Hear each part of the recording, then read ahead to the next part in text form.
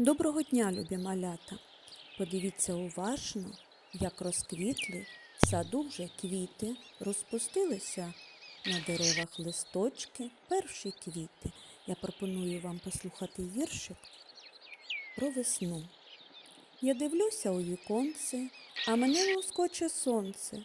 Мамо, глянь, іде сніжок. Де мій теплий кожушок? Так, мій любий, не буває. Сніг у травні не літає, то вишневий білий світ. Облітає тихо звіт. Бачиш, сонце землю гріє, вже довкола зеленіє. Чуєш, пташечки співають і веснянку викликають. Тож я вам пропоную сходити в весняний сад і роздивитися уважно, які дерева розквітли вже, де цвіте вишня, абрикоса, сакура, які квіти розквітають, а які вже відцвіли. Подивіться на це уважно.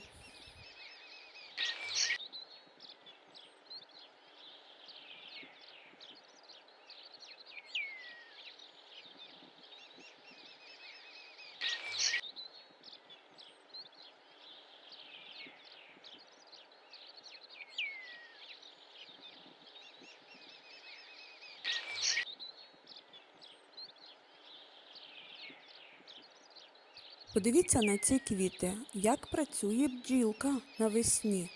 Вона збирає нектар з вишневої квітки, яка потім перетвориться на ягідки.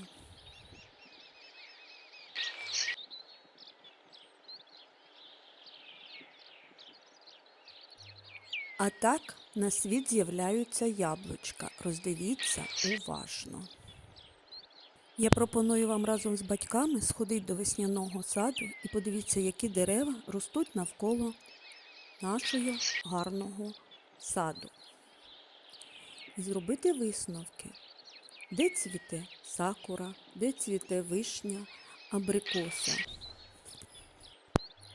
А також разом з батьками складіть невеличку розповідь про дерева.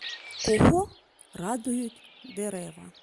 Я думаю, у вас це вийде дуже-дуже гарно. А на сьогодні я вам кажу до побачення, до нових зустрічей.